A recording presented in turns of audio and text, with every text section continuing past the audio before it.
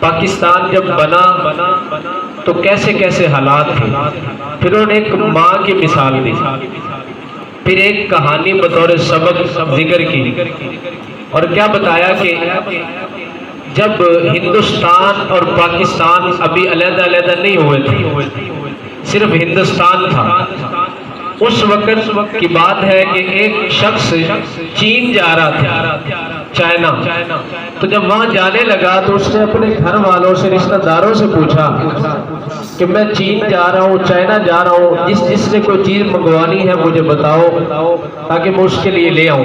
تو پورے گھر والوں کی چیزیں اس نے لکھ لی، اور جب جاتے جاتے گھر سے باہر نکلنے لگا تو پنجرے کے اندر انہوں نے ایک طوطا رکھا ہوا تھا، تو اس سے بھی پوچھا کہ تو نے بھی کچھ منگوانا ہے، بولنے والا تو تھا، اس نے کہا میں نے کچھ نہیں منگوانا، اور میں ایک پیغام دیتا ہوں اگر چائنا کے اندر آپ کو میری طرح کوئی طوطا ملے تو اس طوطے کو میرا سلام کہنا، اور یہ کہنا کہ ہندوستان کے اندر ایک طوطا ہے جو پنجرے کے اندر بند ہے، وہ تمہیں سلام کہتا ہے۔ کہنے لگا ٹھیک ہے جی، کوئی ملا تو کہہ دوں گا۔ جب بندہ چائنا پہنچا، چائنا جتنی بھی خریدنے کی چیزیں تھی ساری خرید لی، تو کہنے لگا آخر کے اندر میں واپس آنے لگا تو میں نے ایک درخت پہ دیکھا کہ ایک طوطا بیٹھا، میں نے اس درخت کے اوپر بیٹھے طوطے کو سلام بلایا اور یہ کہا کہ ہندوستان کے اندر ایک طوطا ہے جو پنجرے کے اندر قید ہے، وہ آپ کو سلام کہتا ہے۔ کہنے لگا اس نے صرف اتنا سنا، سننے کے بعد اوپر سے نیچے گرا اور مر گیا۔ کہنے لگا میں بڑا حیران ہوا کہ اس نے میری اگلی بات سنی نہیں، پچھلی سنی نہیں، صرف اتنا سنا کہ ہندوستان کے اندر پنجرے کے اندر ایک طوطا قید ہے اور وہ آپ کو سلام کہتا ہے۔ اتنی بات کے اندر وہ نیچے گرا اور مر گیا۔ یہ بات اس نے ذہن کے اندر رکھی، واپس لوٹا، جب ہندوستان پہنچا تو گھر والوں نے جس نے جو چیز منگوائی تھی رشتہ داروں میں وہ دی، اور آخر کے اندر آ کر اس طوطے کے پاس گیا۔ طوطے نے پوچھا کہ میرا کام بھی کر کے آئے ہو، کوئی طوطا ملا تھا؟ وہ کہنے لگا ہاں ملا تھا۔ پھر کیا ہوا، میرا سلام کہا تھا؟ کہنے لگا سلام تو کہا تھا۔ کہنے لگا تو اس نے آگے جواباً کیا کہا؟ کہنے لگا میں نے یہ کہا کہ ہندوستان قید کے اندر پنجرے کے اندر ایک طوطا بند ہے جو آپ کو سلام کہتا تھا۔ تو اس نے نہ آگے کی بات سنی نہ پیچھے کی سنی، فوراً گرا مر گیا۔ اب جب یہ بات اس طوطے کو بتائی، اس نے سنی جو گھر کے اندر پنجرے میں بند تھا، جب اس نے سنی یہ بھی مر گیا۔ اب یہ بندہ بڑے تجسس کے اندر، بڑی پریشانی کے اندر کہ دونوں کی بات مجھے سمجھ نہیں آئی۔ اس کو سلام پہنچایا چائنا والے طوطے کو، وہ مر گیا، اس کو آگے پیغام سنایا، یہ مر گیا۔ پھر اس نے کہا کہ اب یہ طوطا مر گیا ہے، اب اس کو باہر پھینک دیتا ہوں۔ اچھا جب باہر پنجرے سے نکالا، پھینکا، تو وہی طوطا جو یوں لگ رہا تھا مر گیا، وہ اڑ کر درخت کی شاخ کے اوپر بیٹھ گیا۔ جب وہاں پہنچا تو یہ بندہ اس کے قریب گیا، کہنے لگا کہ آپ نے ایسا کیوں کیا؟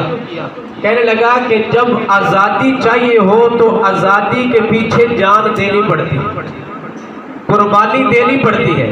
تو کہنے لگے اس طوطے نے جو چائنا والا تھا میرے سلام کا جب جواب سنا اور میرا سلام کا پیغام سنا، یہ سنا کہ ایک طوطا ہندوستان ہے جو پنجرے کے اندر قید ہے، وہ سلام کہتا ہے، تو اس نے وہاں سے گر کر مر کر اس نے مجھے پیغام دیا اگر آزادی چاہیے تو اس کے لیے قربانی شرط ہے، تو مرنے کی اس نے قربانی دی۔ ادھر جب میں آیا ہوں میں نے وہ پیغام سنا ہے، اس نے مجھے ایک طریقہ بتایا کہ تو بھی مرنے کی ایکٹنگ کر، اور اگر حقیقت میں بھی مرا جاتا ہے تو مر جا، اس کے بعد تمہیں آزادی ضرور ملے گی۔ کہنے لگے میں نے بھی وہ کیا، وہ طوطا بھی مرا نہیں تھا، اس نے بھی ویسا ہی کیا جیسا میں نے کیا، وہ بھی آزاد ہو گیا، آج میں بھی آزاد ہو گیا۔ تو آزادی کیا چاہتی ہے؟ قربانی۔ تو جب یہ پاکستان بنا ہے تو صرف یہ کہانی نہیں، قصے نہیں، حقیقتاً کتنی کتنی ماؤں نے اپنے لال قربان کر دی۔ اور اسی طرح کی ایک بات اور آتی ہے، پھر مختصراً سارا پروگرام انشاءاللہ ہم چلاتے ہیں کہ ایک بچہ چھوٹا سا تھا، بڑا ہوا، ایک محلے کے اندر ایک بات بڑی مشہور تھی کہ ایک ماں اور بیٹا، ان کی آپس کے اندر بڑی محبت ہے۔ بچہ چھوٹا تھا، بڑا ہوتا گیا، اب اتنا بڑا ہو گیا کہ شادی کی عمر ہوگی، تو والدہ نے کہا بیٹا آپ کی شادی کرتے ہیں۔ جب شادی ہو گئی تھی، جب نکاح کے لیے نکاح خواہ مولوی صاحب کو بلایا گیا، تو نکاح کے لیے اس وقت یہ نہیں ہوتا تھا کہ شناختی کارڈ لائیں، उस वक्त अंगूठा लगता था और वालिद का पता पूछा जाता था, गवाह होते थे, निकाह हो जाता था। अरे पूछा कि तुम्हारे वालिद का क्या नाम है, तो वो सोचने लगा, कहने लगा कि ये बात तो मैंने कभी अपनी वालिदा से भी नहीं पूछी कि मेरे अब्बू कौन है। अब जब ये बात सुन रहे हैं तो सबकी ज़हन के अंदर एक सवाल आ रहा है, लेकिन जब बात मुकम्मल होगी तो सवाल एक तरफ रह जाएगा और बात बड़ी आगे निकल जाएगी। तो वो कहने लगे, उसने कहा मौलवी साहब ने अपनी वालिदा से पूछ क्या हो आपके अब्बू का क्या नाम है। वालिदा के पास गया, औरतों के अंदर बैठी है, पूछा कि अम्मी मेरे अब्बू का नाम क्या, मुझे बताएं, मैंने आपसे कभी नहीं पूछा लेकिन आज मौलवी साहब पूछ रहे हैं, बताओ। निकाह कहाँ है, गवाह भी पूछ रहे हैं। तो कहने लगी बेटा अपने अब्बू की जगह पे मेरा नाम लिखवा दो। तो उसने कहा नहीं अम्मी आज बताओ वरना मैं शादी नहीं करूँगा। उसने कहा बेटा बात बड़ी लंबी है, आप मेरा नाम लिखवा दो। कहने लगे नहीं, कहने लगे कि फिर अगर सुनना चाहते हो ना तो सुनो, वो तारीख 14 अगस्त 1947 ज़हन में रखो। और उस वक़्त हमारा पूरा काफिला, ख़ानदान, मेरा दादा दादी, नाना नानी, बाप माँ, बहन भाई, हम सारे इकट्ठे आ रहे थे। जब हिंदुस्तान और पाकिस्तान अलग हो रहा था तो हम जब आ रहे थे, वो बैलगाड़ियाँ निकल रही थी, सारे भाग भाग के उसके ऊपर बैठ रहे थे। जब हमारा काफिला पूरे ख़ानदान का आया तो उस वक़्त अंग्रेज़ों की हुकूमत थी, अंग्रेज़ों ने पकड़ा जितने हमारे ख़ानदान के थे, मेरी आंखों के सामने सबको ज़िबा कर दिया।